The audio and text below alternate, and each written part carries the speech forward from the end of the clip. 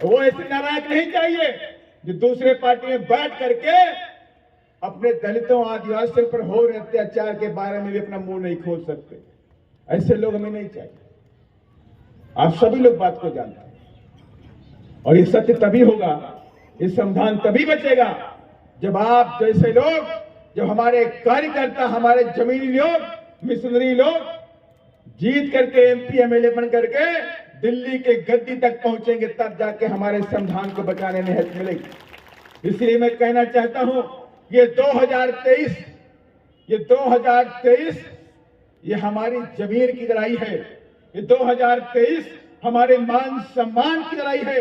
ये 2023 हमें अपने संविधान को बचाने की लड़ाई साथियों है। इसको हल्के मत लेना, आप इसको हल्के मत लीजिएगा। आप लोग कि भारत देश के अंदर अत्याचार होता है, आप सब जानते हैं।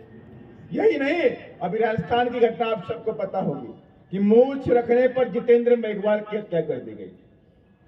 एक नौजवान लड़का 25 साल का लड़का था, उसकी मूछें थी, वो मूंछ रखता था, उसलिए उसकी हत्या कर दी गई। क्या ये मेघवाल है? ये दलित समाज का लड़का है, कैसे मूंछ रख सकता है? इसे मूंछ रखने का अधिकार नहीं, उसकी मौत कर दी गई, हत्या कर दी गई। वो केवल नहीं पावर। और इसी राजस्थान के अंदर कांग्रेस की सरकार भी वहां पे है कि नहीं है? जो लोग एक गलत फहमी में हो कि बीजेपी से अच्छी कांग्रेस में, उनसे बताना चाहता हूं कि कांग्रेस की सरकार कहां है? राजस्थान में है कि नहीं है? और कांग्रेस की सरकार में ही इंद्र कुमार मेघवाल की घटना घटी नहीं घटी कि मटके से पानी निकाल के पी लेने से इंद्र कुमार मेघवाल को इतना पीटा गया कि 1 महीने बाद उसकी मौत हो गई। उसके दिमाग की नसें, कान की नसें, आंख के नीचे की नसें, सारी नसें फट गई। इतना बेरहमी से उसने उसको पीटा, उसकी भी मौत हो गई। और यही घटना आज से अगर मैं 100 साल पीछे जाऊं तो बाबा साहब के साथ में हुई थी। बाबा साहब ने भी शायद किसी मटके से पानी निकाल के पी लिया था। पिया नहीं पिया था? बताइए मुझे। पिया नहीं पिया था तो क्या टीचर ने मारा? टीचर नहीं मारा, नहीं, क्योंकि खौफ था कानून का, खौफ था अंग्रेजों के कानून का। डांट कोई पानी चपरासी से बोला, चपरासी से कहा टापा अम्बेडकर को पानी पिलाओ, बोला नहीं बोला? लेकिन अब क्या हुआ? देश आजाद हो गया, 75 साल हो गए देश को आजादी के। देश के अंदर संविधान लागू हो गया, देश के अंदर आर्टिकल 15 लागू हो गया, ऊंच नीच की भावना खत्म हो गई संविधान के अनुसार। लेकिन इसी देश के अंदर एक दलित का बच्चा अगर मटके से पानी निकाल के पी लेता है तो पीट पीट के मार दिया जाता है। इसलिए मैंने कहा ये अत्याचार न रुके हैं न रुकेंगे। ये अत्याचार आज से नहीं हो रहे हैं।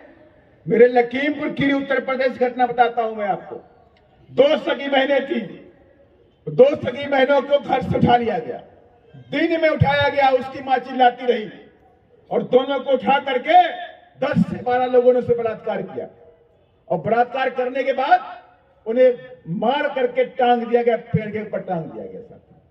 ये ऐसी घटना ऐसे मध्य प्रदेश में भी नहीं होती कि मध्य प्रदेश में होती, उत्तर प्रदेश में नहीं होती, या उत्तर प्रदेश में होते, राजस्थान में नहीं होती। पूरे देश के अंदर आज दलितों पर, आदिवासियों पर, गरीबों पर अत्याचार होता है। और ये अत्याचार कैसे खत्म होगा? और ये अत्याचार कौन खत्म करेगा? क्या अत्याचार कांग्रेस खत्म करेगी? यह अत्याचार बीजेपी खत्म करेगी? अगर इन लोगों ने अत्याचार खत्म किया होता तो आज बीजेपी की सरकार मध्य प्रदेश में है कि नहीं है? है कि नहीं है? लेकिन मध्य प्रदेश की सरकार, मध्य प्रदेश में बीजेपी की सरकार है और बीजेपी की सरकार में ही अभी आपने देखा किस तरह से दिवाली में दलितों को मार दिया गया। और यही नहीं, इससे पहले कांग्रेस की सरकार थी और कांग्रेस की सरकार में भी 2 दलित बच्चों को पीट पीट के मार दिया गया था, क्योंकि वो दलित बच्चे वाल्मीकि समाज से थे और उन लोगों ने किसी के हैंडपंप पे पानी पी लिया था और पानी पीने की वजह से उसे पीट पीट के मार दिया गया। और यही नहीं, उसी शिवपुरी के अंदर एक दलित बिरादरी का बेटा किसी दूसरे मोहल्ले में जाकर पानी पीने के लिए जाता है, पानी भरने के लिए जाता है बाल्टी लेकर के, तो ऊपर से बैठा सामंतवादी सोच का आदमी उसे वहीं से गोली से मार देता है साथियों। और सरकार किसकी थी? कांग्रेस की। तो मैं आप सबसे कहना चाहता हूं कि कांग्रेस की भी सरकार आपने देख ली और बीजेपी की भी सरकार आपने देख ली। लेकिन इन दोनों सरकारों में इन लोगों ने कभी बाबा साहब के विचारों के अनुसार चल करके दलितों, आदिवासियों, गरीबों, पिछड़ों के लिए कोई काम नहीं किया। अगर इन लोगों ने कभी काम किया होता, मैं दावे के साथ में कहता हूं 75 सालों में अगर इन लोगों ने कोई काम किया होता तो आज दलितों की बहू बेटियों के साथ में बलात्कार नहीं होता। किसी के अंदर हिम्मत नहीं होती कि इनकी बहू बेटियों के साथ में कोई बलात्कार करके मार के टांग दे सकता। लेकिन इन लोगों ने कभी भी दलितों के लिए, आदिवासियों के लिए, गरीबों के लिए काम नहीं किया। और इसीलिए आज तक हमारे और आपके ऊपर अत्याचार होता है। और मैं आप सबसे कहना चाहता हूं, नहीं बीजेपी वाले रोक सकते, न कांग्रेस वाले रोक सकते हैं।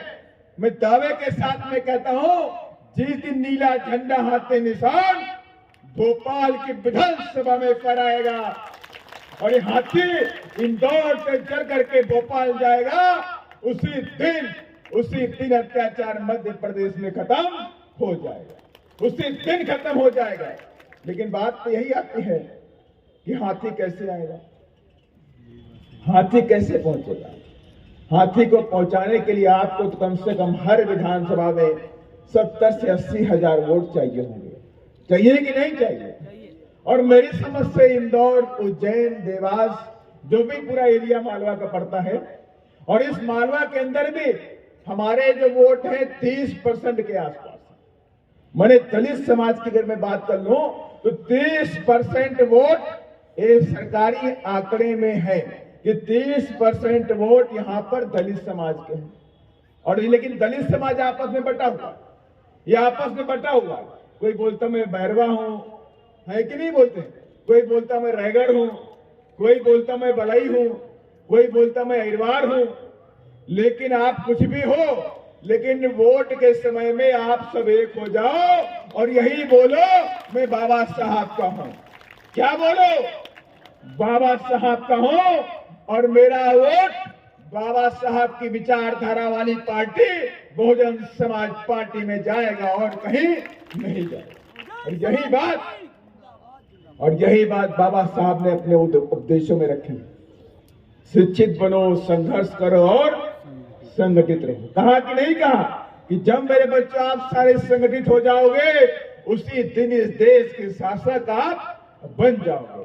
और जो लोग शासक बन जाते हैं उनकी बहू बेटियों की तरफ कोई आंख उठा करके नहीं देखता। इसलिए शासक बनो, और शासक बनने के लिए आप सबको एक होना पड़ेगा साथियों। अगर शासक नहीं बन पाओगे तो अत्याचार कभी खत्म नहीं होने वाला, और शासक नहीं बनोगे तो ये संविधान भी हम बचा नहीं पाएंगे।